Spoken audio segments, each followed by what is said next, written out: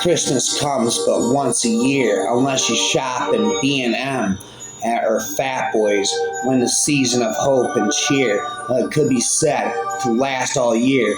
Christmas comes but once a year, which pisses off Jeff Bezos, something rotten, I fear, which is why he invented Black Friday. Christmas comes but once a year, which is good news for turkeys, although not so much, I fear. If they survive Thanksgiving, their demise is near. Christmas comes but once a year, a bit like Easter, Halloween, and bonfire night, and Independence Day, and birthdays, and wedding anniversaries, and other sodden day. Christmas comes but once a year, and what I'd really like to know is who on this precious earth thought putting elves on shelves was such a good idea. We were on our own this year without the Rellies, still chowing on turkey and filling our bellies, but it won't be the same, I can't lie. And I feel like just another meal, because we know now for sure it's the sparkling company we adore, families and fun and lots of love, and even Dad being a bore. But this year I'll be quiet, just us, thanks to darn Rona. Christmas time, you're a mean one, Mr. Grinch. You got garlic in your smile. You're a nasty bad banana phenomena. I want to touch you with a 29 and a half foot pole. You're a mean one, Mr. Grinch. You got garlic in your smile.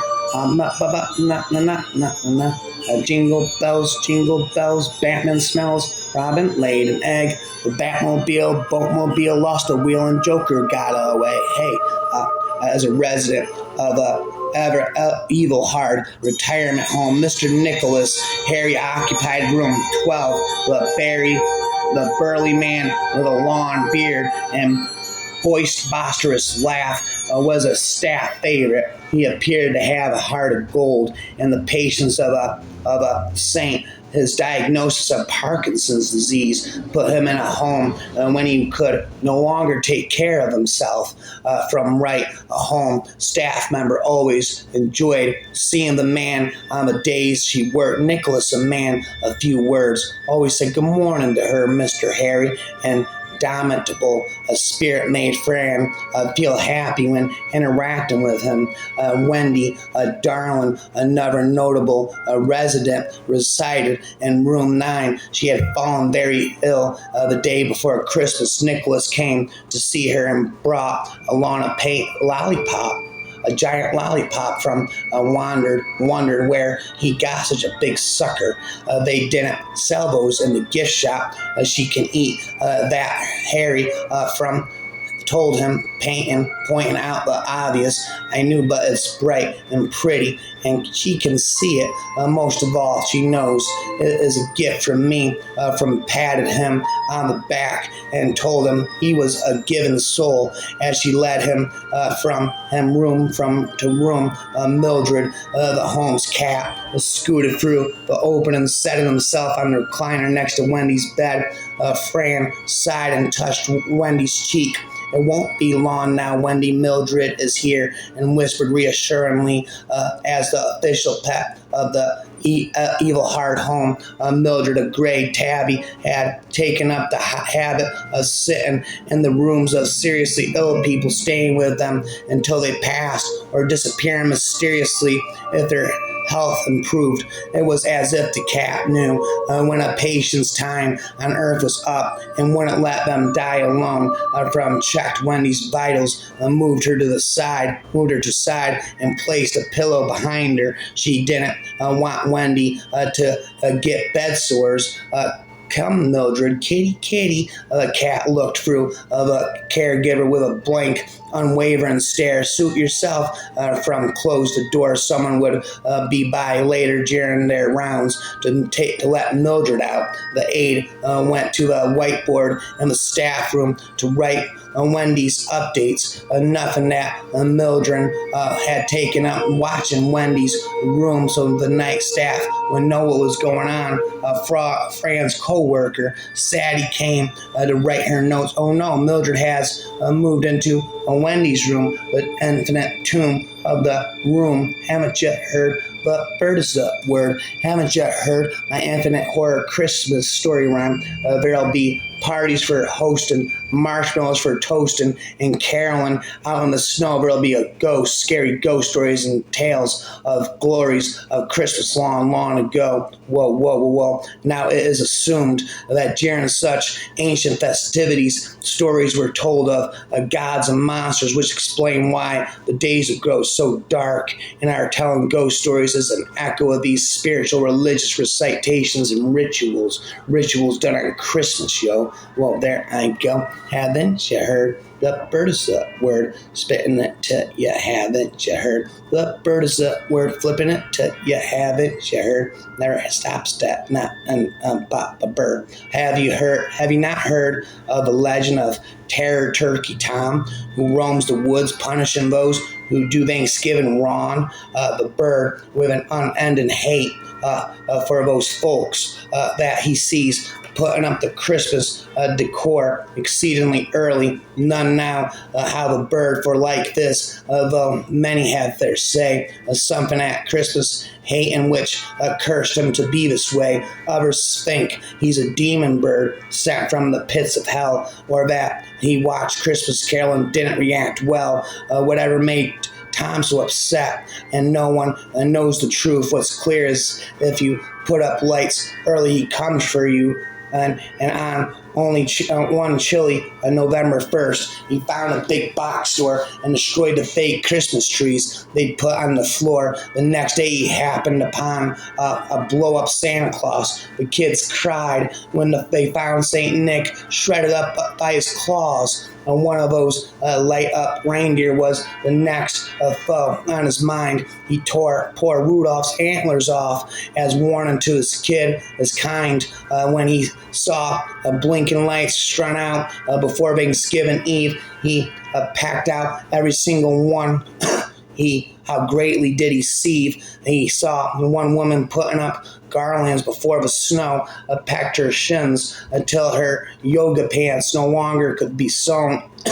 When festive elves went up after the night of Halloween, he packed her eyes so all would know exactly what he means. Most say that he is ill out there. Yeah, he's still out there hunting the green and red. It's seen before Thanksgiving Day. Then you will all know he is dead. You'll hear his gobble in the night, and you will know his pain, the pain of what happens when holidays don't stay in their lane. So mind the seasons as they come. Don't push Christmas too far, or else Tom the Terror Turkey is coming to your yard from afar.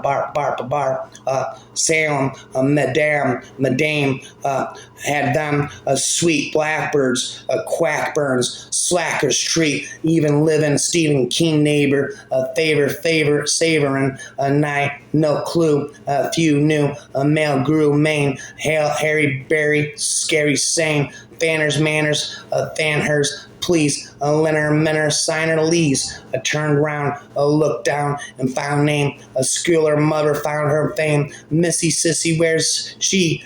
Cal, a long drive survived, take 5. Well, today, birthday, no way, shows. Outside had cried, lynx-eyed probes. Madame, pardon, must go. CEO, Mr. Sister, that's her. Wow, bow, pow. Now, by Thanksgiving, their machinations no longer discreet. Voices from the walls and vents betray their deceit. My family revealed as demons in flesh and blood guise. Christmas Day was the day they had plotted my demise. My nightmares more horrific as that cursed, a day drew near, every morning drenched in sweat, consumed by my fears. So I wore the mask of a loving dad right up until the eve. One last dream of a woman offering my reprieve. Your family is wicked. They'll kill you while you sleep. Take the axe from the shed.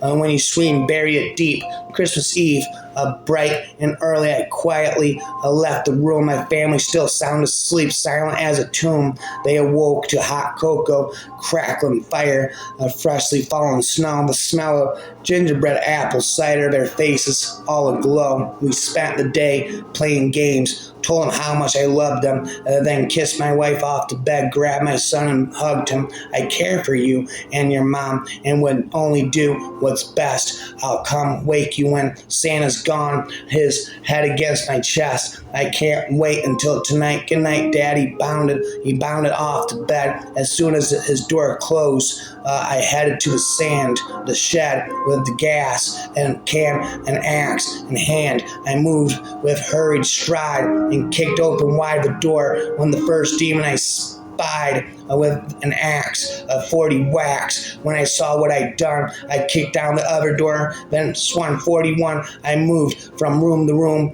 possessed with righteous purpose, made the sign of a cross as I doused every surface. The last drop of living room tossed aside the can, where among the gifts an envelope signed with Christmas child's hand. I removed a card and read, "To the world's greatest dad," with a photo of our family and the happy life we had. I slumped beside a Christmas tree and with a lit match and tearful gaze, and then screamed as it and my wretched soul went up in hellish blaze. As the flames consumed the heavens, a woman cackled with delight, disembodied neighbor laughter that faded with the night, rhyme after rhyme. It's Christmas Eve, babe. It's Christmas Eve, babe. The car is in the car pound. Shouldn't be this way. Should not have been found. But I'm the lucky one. I am the 13th one. And when I got a scare, I hightailed out of there. But everyone I went, it seems, a ghoul was sent until I smashed my cab with one unholy dent. So happy Christmas, my wife and baby. I have to leave you now, and that's no maybe. I've got lungs that are punctured from ribs that are broke. A specter glared at me and called me a joke, a poke. Well, there I go. Haven't you heard? The bird is a word. Now stop spitting, the bird of the word. The Christmas bird of the word. Haven't you heard? The bird is a word. Haven't you heard? The bird, the word, there's a spit, and haven't you heard? The rivers have frozen, yet beneath the ice, turtles and fish swim in slow motion. A silent ballet, undistracted by the jubilant world. At night we skate beneath stars closer. The motion above and below suspends us as if we were fish, struggling to breathe, struggling to keep from becoming stones. Last year, trying to escape the cold, we snuck off to the barn to hear the lowing of the animals, but the dark, with its mossy warmth, greeted us with another legend, and the green holy man startled us from his perch up in the ant rafters. This night we are fearless. A flask of whiskey has made us bold. You tie up my laces, wrap along a red scarf round and round. You kiss my forehead warm my neck with wool muffled breath. We skate through a skeleton of trees, sentinels into a deeper forest. We stop at a boulder we know by its graffiti. Pause to take a swig, your eyes merry as you tell me to look up at the cobwebbed sky. We've dared each other before. I suck your bottom lip, taste the smoky malt, birds mate in the trees, branches filled with eyes. Your arms are formed as you pass the flask. Your eyes glow red, the trees rustle, your face scratches as you kiss me, whispering, "Happy Christmas." I remember the bitter taste of you. You crush one berry in my mouth. Wow, there's a spitting right now. There I go again. Haven't you heard? There's a spitting, that bird of the word. But never stop spitting, haven't you heard? Never stop spitting it, haven't you heard? Here it goes again. Never ends in my head. The infinite Christmas poems again. Never stop it, I said, inside of my head.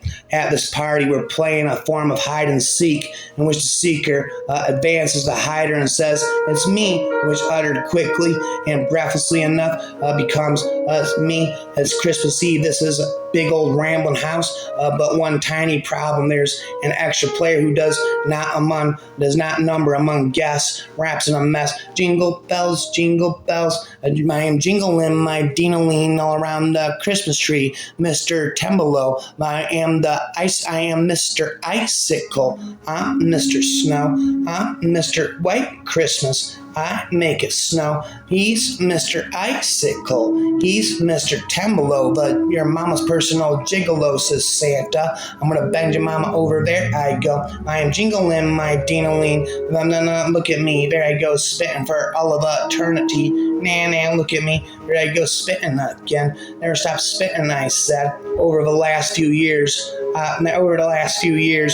there is snow on the ground, and the valleys are cold, and a midnight profound, blackly squats over the wold, but a light on the hilltops, half seen hints of feasting unhallowed and old. There is a death in the clouds, there is a fear in the night, for the dead in their shrouds hail the sun's turn in flight, and chant wild in the woods as they dance round up a Yule altar fungus and wipe to no gale of earth's kind, sways the forest of oak, where the sick bough entwined by mad mistletoe's choke. For these powers are the powers of the dark, from the graves of the lost, a druid folk, and may us foe to such deeds be a abbot and priest, satan cannibal greeds at catch a devil-wrought feast, and all the incredulous world shewing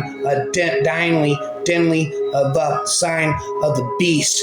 Haven't you heard? It seems. Well, there it goes. There's a spit in the bird of the word. They came before Christmas beneath the luminous moonlight. Their stories were told on Halloween night from the earth of their home, where they rested their heads. The scene of the carols was disturbing the dead up from the ground.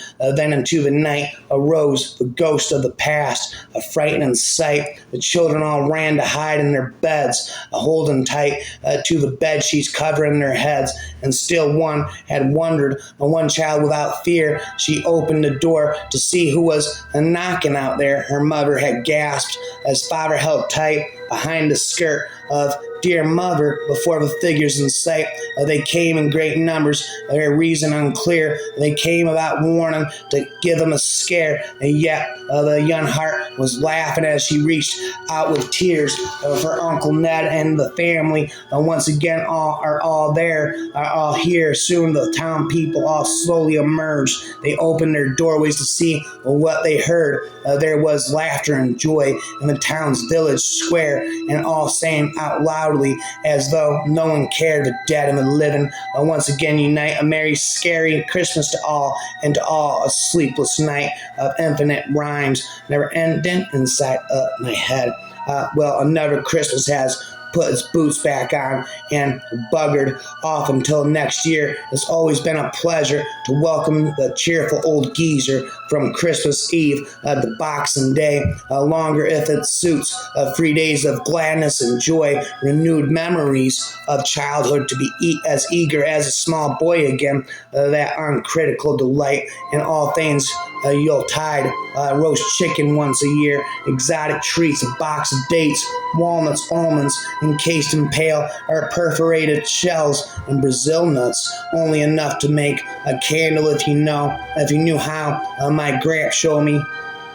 Turning the lights off to better see the glow. Tangerines, each in its own nest of soft pink tissue, always saved for another day to be used in the lathe and the laugh.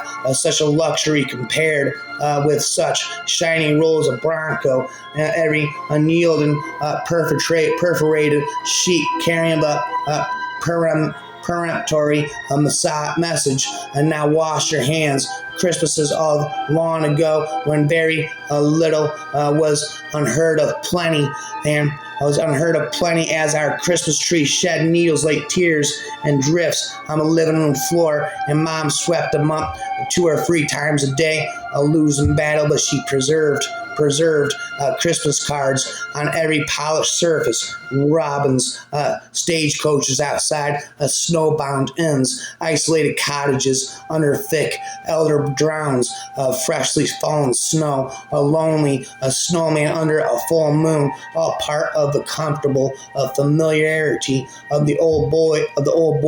Always brought with him filling my boyhood excitement to the very brim, the life and soul of the party. Now he's gone until the next time, leaving old sausage roll and slice of Christmas cake. Roll on next Christmas, can hardly wait, and all night and all day, spent in Christmas carols all night and all day. Must be something wrong with my head. I am the Christmas ghost. I haunt the end of the year. I am the chill in the air. I creak on the stair, a feeling sometimes there. I am a frisson of fright. I'm a shiver of fear, or a face seen in the fire. I dim your Christmas candles. I am the specter of your feast. But when the nights are dark, it's cold outside, and you're huddled around the fire, someone will invite me in, and will call for a ghostly tale. So why do you summon the Christmas ghost to blunt your Christmas cheer? It's hard for a spirit to know men's hands, men's minds, but I guess it's something like this. I'm a hint. There's more than you can know. I'm a hint of a life beyond. I'm a hint of things as they were before. I'm a hint of bygone times. I join you up with those long gone, the ones you've loved and lost. But most of all, I'm a good excuse for a huddle around a fire. Rhymer forever. There's a bit, I said. There I go spitting again inside of my head. There I go again. Never stop it, I said, hearing the echoes in my head. The echoes in my head. Never stop spitting again. Never stop it, I said. The echoes in my head will never stop speaking again. Never stop it, I said. Inside of my head. There it goes, yet again.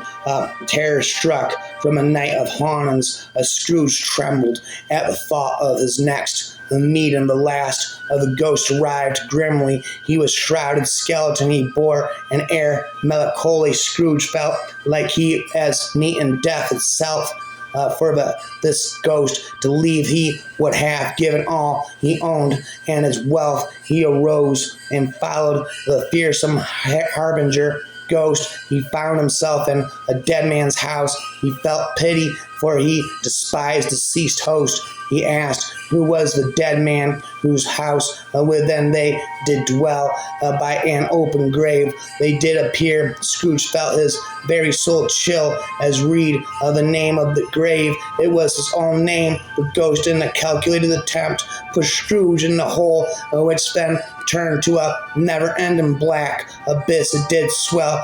Scrooge awoke in his bed, twisting and turning in horror scream. Had the truly haunted and seen his grave, or had he been dreaming? He know not what, but he would make amends, first with his family and friends, next with the world, next with this world, and the next world. The spirits had saved his soul. There was no longer a hole in his heart. It was a hole. I'm knocking over the Christmas tree. Nan, look at me. Nan, look at me bending over here. Mama over, knocking over the Christmas tree. I am jingling my Dino-line, ring, Dean again. Never ending, spitting again. What is wrong with my head?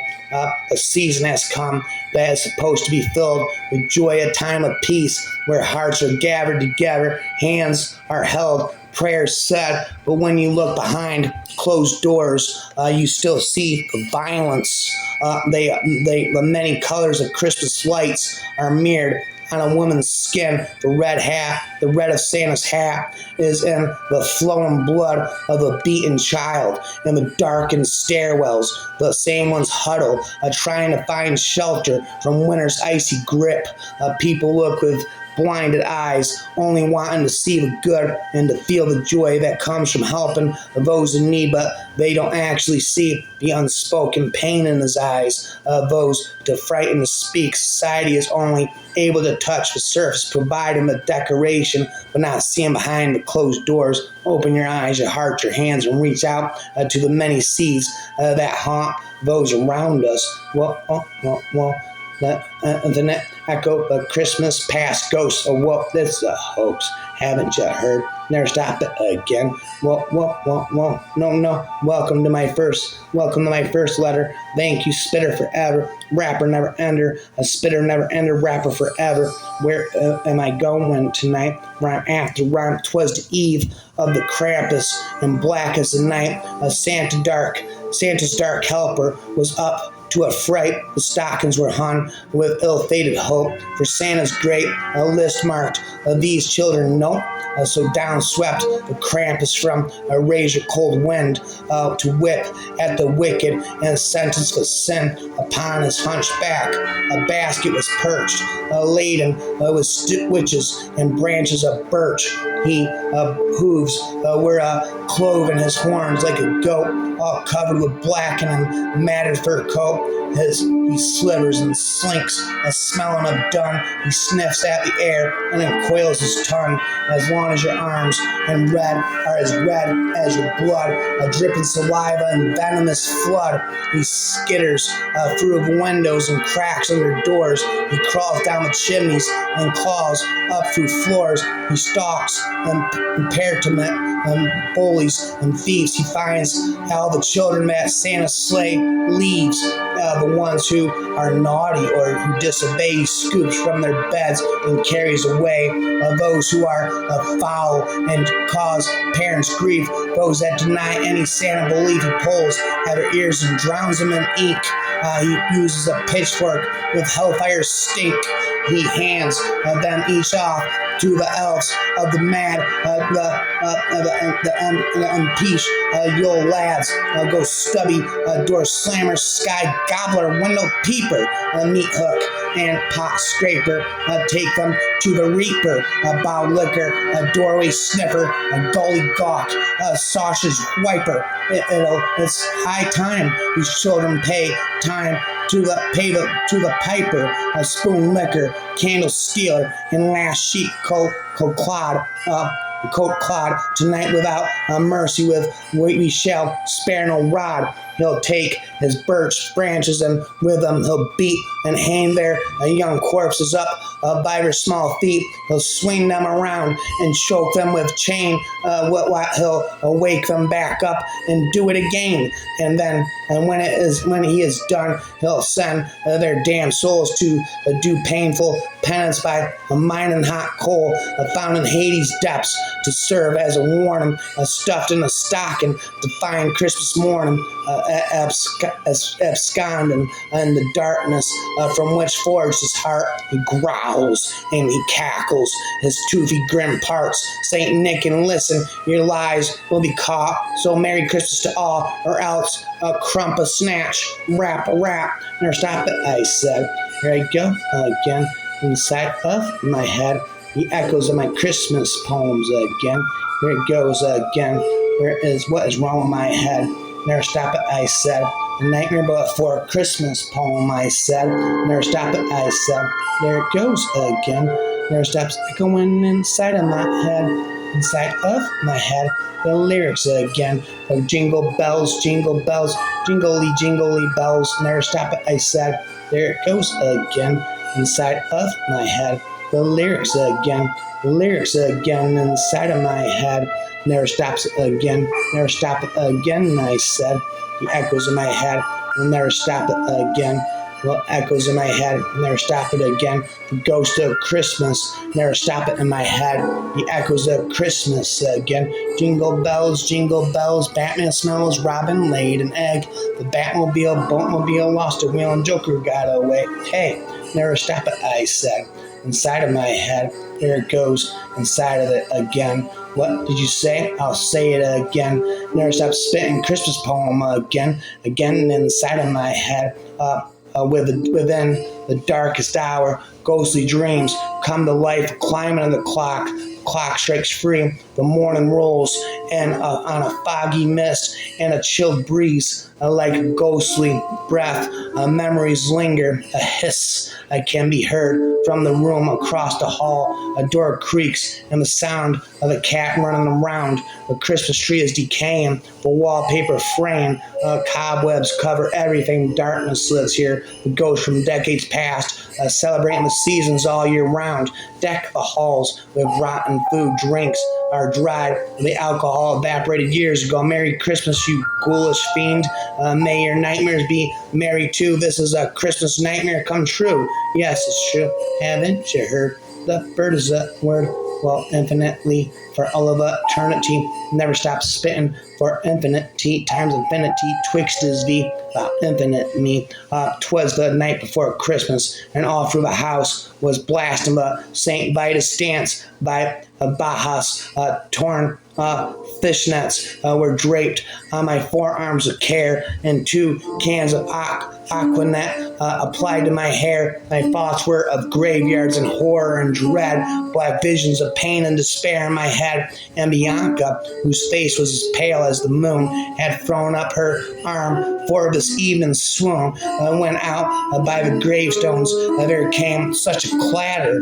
I sprang from the coffin to find out what the matter. Away to the window, I flew like a ghost, expecting to find a dark, devilish host. The moon on the breast of the uncaring snow threw ominous shadows on objects below, when before my tormented eyes did traverse but a gorgeous black crane and breed carved panel hearse with a gaunt shrouded driver who filled me with fear, and 8 skeletal creatures that might have been deer, more rapid than virtues. His courses they came, and his deep Andrew Eldritch voice called them by name. Now Murphy, now Morgoth, now Torment and Woe.